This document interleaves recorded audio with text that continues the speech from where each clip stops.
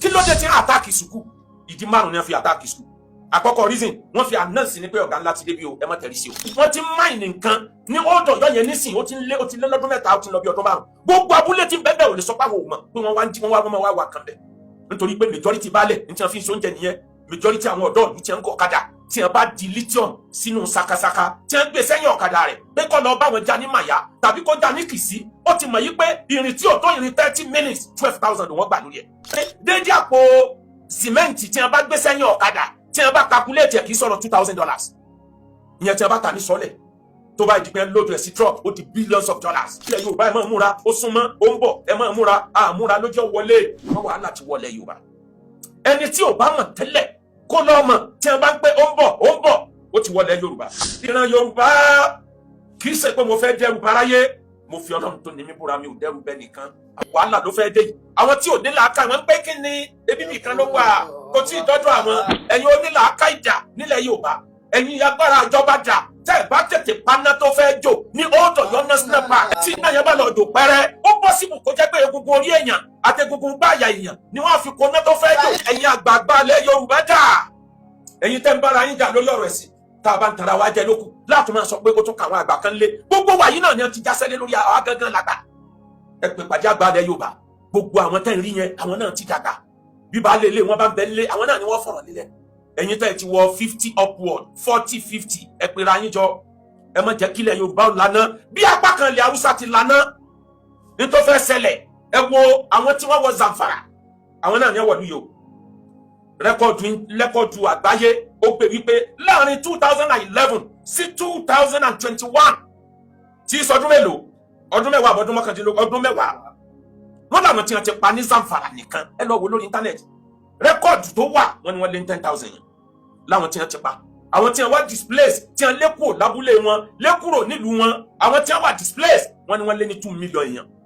àwọn abúlé ìlú tó ti dahoro wọ́n lọ fẹ́ tó 50 ẹ lọ íńtánẹ́ẹ̀tì ẹ lọ kà ẹ lọ Google ẹ bó ṣe wá rí ní Zamfara bẹ́ẹ̀ náà lórí ní Borno níbi tó ti kọ́kọ́ bẹ̀rẹ̀ nínú gbó Sambisa wọ́n láwọn tí wọ́n pa látàrí wàhálà gbó Sambisa wọ́n ló lé ní 20,000 èèyàn lára wọn làwọn ọmọ Chibok 276 tí wọ́n kó ń jọ sí díẹ̀ ní àmọ̀rí padà majority àwọn ọmọ yẹn ló mọ̀ bá ìṣẹ̀lẹ̀ yẹn lọ àwọn tí wọ́n padà gan 80% wọn ló dé toyúntoyún wọ́n lọ lọ́mọ tí ò tí bàlágà tí ò tí jábàlé wọ́n dé wọ́n màdámù ni wọ́n bá dé màdámù Chibok ni wọ́n bá dé lọ́dún náà lọ́rùn ẹ wo àdánwò tí ń ṣẹlẹ̀ nílùú yẹn bó ṣe wá yí lọ tó yí bọ̀ kò tí tún tán síbẹ̀ wọ́n tún wá ní títí dìsín ogun yẹn ò tí stop iye sójà tó ti bá wàhálà yẹn rìn àwọn iléeṣẹ́ ológun ló lè sọ fígọ̀ torí iléeṣẹ́ ológun gbìyànjú àwọn omi pọ̀jọ̀ ká lọ bó ṣe wá rí yẹn àwọn yìí kan náà wọ́n ti wá wọ Old Ọ̀yọ́ Empire àbí Old Ọ̀yọ́ National Park tá a bá sọ́ra ti Old Ọ̀yọ́ yóò fẹ́ burú ju àti Zamfara àti Zambiza yóò fẹ́ burú ju méjèèjì lọ nítorí pé enabling environment ó ń bẹ fún wọn ní Old Ọ̀yọ́ National Park orí Ọlọ́run sọ sí igbó Old Ọ̀yọ́ National Park tàbá tí federal government ti bá maintain solid mineral tí ń bẹ ní Old Ọ̀yọ́ National Park yóò lójú state tí ó lówó tó Ọ̀yọ́ state ní gbogbo Nàìjíríà nǹkan yẹn làwọn wá kiri nǹkan yẹn ni wọ́n ránjú mọ́ ní Zambiza wọ́n rí lithium díẹ̀ ni wọ́n fi jókòó kábẹ̀ kò tó nǹkan àwọn ìgbà tí ẹ dé Zamfara wọ́n rí gold wọ́n lé gbogbo àwọn ará abúlé yẹn dànù wọ́n take over wọ́n bẹ̀rẹ̀ sí wa gold chopper wá láti gbé wọ́n lòdù ẹ̀ sórí truck ń gbé lọ sí port láti gbé lọ lóyìnbó àwọn òyìnbó ń kó bọ́n fún wọn wọ́n ń kó nǹkan ìjà fún wọn wọ́n ń kó $1 billion fún wọn tí wọ́n bá ń kidnap wọ́n fi ń cover ni àwọn tí wọ́n ń kidnap yẹn owó tí wọ́n rí bẹ́ẹ̀ kò tó nǹkan kan nínú owó tí wọ́n rí nínú nǹkan tí wọ́n wà nínú rẹ̀ àmọ́ wọ́n fi yẹn cover káwọn kan lè mọ́ kí ló jí ẹ wá wò tẹ́ ẹ bá wá kúrò ní Zamfara ẹ lọ sí Borno láti Borno wọ́n rí díẹ̀ ń bẹ àmọ́ ìgbà tí wọ́n dé Zamfara wọ́n rí gold 10% lithium tí wọ́n rí times 10 ni mo fẹ́ wí times 10 ni lithium tí wọ́n rí díẹ̀ ní Zamfara àti kínkínní ní Borno times 100 díẹ̀ níbẹ̀ ní Old Ọ̀yọ́ National Park ẹ lọ wádìí ìjọba náà ti mọ̀ federal government ti mọ̀ àmọ́ ìtètè múra ni ló fẹ́ dá wàhálà lẹ̀ báyìí lórí àjọ àgbáyé gíráàmù ẹyọ kan kílógíráàmù ẹyọ kan lithium tí ń bẹ ní Old Ọ̀yọ́ National Park wọ́n tà ní 23.80 per kilogram $23.80 per kilogram. Ètò mi pé dédé àpò sìmẹ́ǹtì tí wọ́n bá gbé sẹ́yìn ọ̀kadà tí wọ́n bá calculate ẹ̀ kì í sọ̀rọ̀ $2,000 ìyẹn tí wọ́n bá ta ní sọ́lẹ̀ tó bá ìdìpẹ́ lóòtọ́ ẹ̀ sí truck ó di billions of dollars eléyìí ni wọ́n ń kó níbẹ̀ kódà gold wọ́n ní tó ń bẹ lórí ilẹ̀ yẹn ẹlẹ́ẹ̀kẹta tí ń bẹ níbẹ̀ wọ́n ń pè kan ní tantalize gene stone ní gbogbo àgbáyé wọ́n lélẹ̀ tí ń bẹ ní Old Ọ̀yọ́ yẹn ló value jù àwọn nǹkan wọ̀nyí ní bẹ́ẹ̀ àwọn nǹkan wọ̀nyí làwọn ọ̀gá ńlá ni wọ́n wá fún òní wọ́n wá jókòó tẹ̀ wọ́n ti máìnì nǹkan ní Old Ọ̀yọ́ yẹn nísìn ó ti lé lọ́dún mẹ́ta ó ti lọ bí ọdún márùn gbogbo abúlé tí ń bẹ́ẹ̀ ò lè sọ pé àwọn ò mọ̀ pé wọ́n wá ń jí wọ́n wá wà kan bẹ̀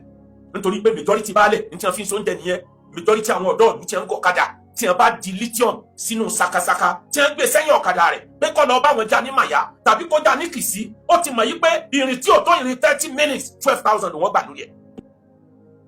àwọn yẹn náà ń ṣiṣẹ́ fún wọn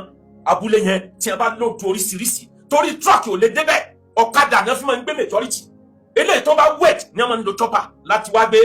ọ̀rọ̀ tí wàá tán síbẹ̀ lọ́jà àgbáyé wọ́n ní wọ́n ń ta lithium tó bá kún truck ńlá kan ó lè wọ́ ti $37 billion lọ́jà àgbáyé nǹkan yìí ló wá wà ní ilẹ̀ Yorùbá ló wà ní Old Ọ̀yọ́ National Park nínú gbogbo àwọn mineral resources tá a kà sílẹ̀ lithium ló value jù mẹ́ o lithium wọ́n ju petrol lọ by far ìlú tí a bá ti rí lithium kì í ṣẹgbẹ́ ìlú tó lépo nítorí pé kí ni lithium ní ọkàn yìí petrol lithium òun ni wọ́n ń lò fún tẹ́ ń pè ní EV lithium òun ni wọ́n fi ń ṣe bátìrì gbogbo bátìrì rechargeable battery tí ò bá sí lithium kò lè sí ti ń jẹ́ rechargeable battery bákan náà lithium ní bẹ lára fóònù lithium ni wọ́n fi ṣe fóònù tá à ń gbé kiri lithium ni wọ́n fi ń ṣe solar light lithium ni wọ́n fi ń ṣe electric car lithium ní bẹ lára aeroplane tí fi ń fò lithium yẹn ni wọ́n bẹ ní Old Ọ̀yọ́ National Park ẹ wá ní wọn ní takú síbẹ̀ wọ́n tún wá lọ́kàn tó wá wà irú lithium tí ń bẹ ní Old Ọ̀yọ́ National Park ẹ lọ Google ẹ̀ wọ́n pè ní most significant lithium pegmatite most significant lithium pegmatite ní bẹ ní Old Ọ̀yọ́ ní gbogbo àgbáyé ó bẹ́tà ju oil àti gold lọ nígbà ọgọ́rùn òun ní bẹ́ẹ̀ kí wàá ló dé táwọn ọ̀gá ńlá fi wá wọ Old Ọ̀yọ́ wọ́n rí Old Ọ̀yọ́ bíi ibi tó tí wọ́n da nǹkan bo àwọn lójú láti lọ ìpè káì irú bíbá yìí ń bẹ làwọn ń jẹ ìyá ní north kí ló dé tí wọ́n fi rò bẹ́ẹ̀ kí ló dé tí wọ́n fi rí igbó Old Ọ̀yọ́ National Park as ibi tó bẹ́tà táwọn ò rí látijọ́ yìí tí wọ́n wá ya owó bẹ̀ àkọ́kọ́ ní tó jẹ́ kí wọ́n rí bẹ́ẹ̀ advantages ni pé one ibẹ̀ close sí Lagos airport tí wọ́n bá ń bẹ ní Zambiza tí wọ́n bá lóòdù tàbí ní Zamfara truck yóò lu ọ̀sẹ̀ kan tàbọ́jọ́ márùn-ún kó tó dé port lẹ́kọ̀ọ́ níbi tí wọ́n ti kó sójú omi àmọ́ tó bá jẹ́ ní Old Ọ̀yọ́ ni ìrìn wákàtí 6 sí 7 láti Gbẹ́tì ó ti gbèdé bọ̀ wọ́n kó díẹ̀ wọ́n lóòdù ẹ̀ àárín ìgboro náà ti ń lóòdù ẹ̀ wọ́n ti kó dé bọ̀ ìyẹn àǹfààní àkọ́kọ́ closer to Lagos port àǹfààní ẹlẹ́ẹ̀kejì òun ni wípé ibi táwọn ń tàn pé ní Old Ọ̀yọ́ National Park yìí àlàáfíà ń bẹ fáwọn ń bẹ àwọn ò lọ́tà ní Zambiza àti ní Zamfara wàhálà sójà àtàwọn JTF ti pọ̀ jù àmọ́ ní Old Ọ̀yọ́ wọ́n ti ń bẹ̀ ń sìn ó súnmọ́dún kan ó súnmọ́dún méjì bí ó bá ti súnmọ́dún mẹ́ta wọ́n ń gbàgbọ́rọ̀ wá ra oúnjẹ àwọn aráàlú wọn ò lè sọ pé àwọn ò mọ̀ àwọn kan bẹ́ẹ̀ tí wọ́n ra oúnjẹ lọ́wọ́ àwọn wọn lè sọ bẹ́ẹ̀ àwọn ni wọ́n ń ta oúnjẹ fún wọn torí pé wọ́n ti mọ̀ pé àwọn ọ̀gá ńlá ó padà dé wọ́n ti ń pa àwọn èèyàn nípa pípa ń bẹ ọjọ́ ti pẹ́ tẹ́nìkan ò mọ̀ tó ń kálukú wọn mọ́ra nítorí owó tí wọ́n rí ń bẹ̀. Number 3 nítorí advantage fún wọn ó easy fún wọn láti gbé nǹkan sórí ọ̀kadà láti Old Ọ̀yọ́ tí ó dẹ̀ lọ́jà ní Ìgbẹ́tì tàbí ní Kìṣí níbi tí truck yóò ti lóòdù ẹ̀ ìrìn wákàtí 6 ó ti dẹ́kọ̀ kò síwẹ̀ ní Zambiza kò síwẹ̀ ní Zamfara wàhálà ni wọ́n fi gbé nǹkan kọjá bẹ̀. àǹfààní ẹlẹ́ẹ̀kẹrin wọ́n tún wá rí pé igbó Old Ọ̀yọ́ National Park ó líǹkì Benin Republic ó líǹkì Kútọ́nù níbi tí òkun míì wà táwọn ti lè lóòdù táwọn bá gbéra kò lè tó wákàtí 6 táwọn fi bára wọn ní Benin Republic táwọn bá tọ inú igbó pẹ̀lú ọ̀kadà ìyẹn náà bẹ lára ìdí tí wọ́n fi rí bẹ́ẹ̀ yẹn gẹ́gẹ́ bí ibi pàtàkì ìkarùn wọ́n rí owó táwọn ọ̀nà láti gbé nǹkan yẹn rìn ó máa kéré wọ́n tún wá rí pé lower cost of violence ní bẹ níbẹ̀ ìkẹrin wọ́n wá rí wípé ní Zambiza forest apá majority Zambiza iye tó jẹ́ forest ń bẹ̀ ò tó nǹkan àwọn desert ń bẹ́ẹ̀ ó easy láti máa ju bọ́ọ̀bù sáwọn láti orí plane tíjọba bá determine bẹ́ẹ̀ bíjọba ṣe kọjá ń bẹ̀ àmọ́ ní Old Ọ̀yọ́ igbó tó gbò rúrúrú ni wọ́n lè rí ti ń bẹ lábẹ́ Old Ọ̀yọ́ wá ní ó wá tóbi títóbi Old Ọ̀yọ́ tí mi bá ṣe mistake bẹ́ẹ̀ ni pé máa padà rántí ẹ̀ 2.20 something kilometer 24 kilometer square meters tí mi bá ṣe mistake Old Ọ̀yọ́ National Park ó ju ìlú Ìbàdàn lọ ní títóbi tá a bá ju àwọn local government àrọ́kọ̀ kúrò ó tóbi ju gbogbo ìlú Ìbàdàn lọ níbi tó tóbi dé igbó wa ní gbogbo ẹ̀ tó bò rúrúrúrú igi 100 ọdún bẹ́ẹ̀ tẹ́nìkan òkè igi tó gan ti daraba kábẹ̀ tí wọ́n lè tẹ́jú síbẹ̀ àwọn kan bẹ́ẹ̀ oríṣiríṣi káàpù níbẹ̀ níbẹ̀ oríṣiríṣi ìlú oríṣiríṣi abúlé làwọn náà ti tẹ̀dó síbẹ̀ tó jẹ́ wípé sólà ni wọ́n ń lò tí wọ́n fi ń gbádùn ayé kódà àwọn náà ní alága wọn ní chairman láàrin ara wọn bẹ̀ ní Nàìjíríà kan náà solid mineral kan tó ń bẹ níbẹ̀ wọ́n pè yẹn ní wọ́n ní yẹn ní the Nigerian first gemstone òun náà scarce láyé àmọ́ kò wọ́n tó lithium àmọ́ pé wọ́n kọ́kọ́ ní Nàìjíríà ibẹ̀ yẹn náà ti kọ́kọ́ fura kó tó wà ń bẹ̀ ẹ wo adúrú tíjọba Nàìjíríà dànù àìmọye ewu ẹ̀ ní wọ́n ń bẹ káàkiri tíjọba Nàìjíríà ò rí o ìdí tí wọ́n fi fẹ́ láìkí ibẹ̀ yẹn wọ́n rí pé Sambisa forest ìjọba àgbáyé ti tàgẹ̀ ní global terror base gbogbo ilé ní ẹwà àwò yí pé ọjà wọn ò rí bílíọ̀nù ń bẹ̀ agreed kí ló dé tí wọ́n àtàkì sùkú ìdí márùn ni wọ́n fi àtàkì sùkú àkọ́kọ́ reason wọ́n fi announce ní pé ọ̀gá ńlá ti débi o ẹ má tẹ̀rí sí o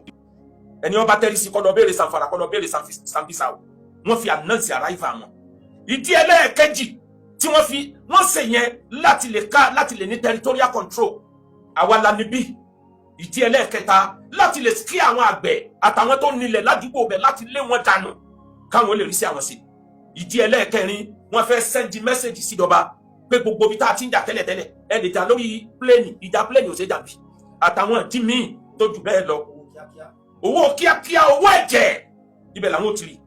ẹ wá bira wa léèrè wáì tó wá jẹ́ oríire square meter Odòyọ̀ ó jẹ́ 2.5 kilometer square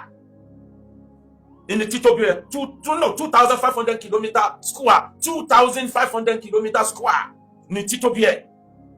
wọ́n rí pé bí àwọn lè gọ́ sí ibẹ̀ lábẹ́ mineral tó solid mineral tó di billion ní bẹ́ẹ̀ bọ́dà tó súnmọ́ bẹ́ẹ̀ ó súnmọ́ bẹ́ẹ̀ ẹ wá dákun bọ́ bá wá rí báyìí níta bá fẹ́ bàjẹ́ oníbíyànṣe ṣe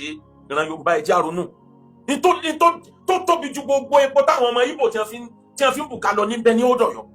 kíjọba president wa kàn ti dé kò ní bàjẹ́ nígbà tí yín gómìnà wa kò ní bàjẹ́ nígbà tí yín ẹ ti dé ẹ fọwọ́sowọ́pọ̀ ẹ sọ ìpínlẹ̀ Ọ̀yọ́ dolówó ẹ sọ ìpínlẹ̀ Ọ̀yọ́ dolọ́rọ̀ àbẹ́ ẹ kọ́kọ́ bá wa gbà wọn ọmọ àtàwọn tíjà ti bẹ̀rẹ̀ àfọlọ́run tó níyìn láfi bẹ̀yìn àwọn ọmọ tí yín náà ò ní parẹ́ ẹ wá dáàbò gbogbo òlú yòókù àtàrí àti gbogbo gómìnà gbogbo ẹni ọba kú tẹ ẹ bá gbé ìgbésẹ̀ ẹ̀yin lọ́wọ́ bí lẹ́rìn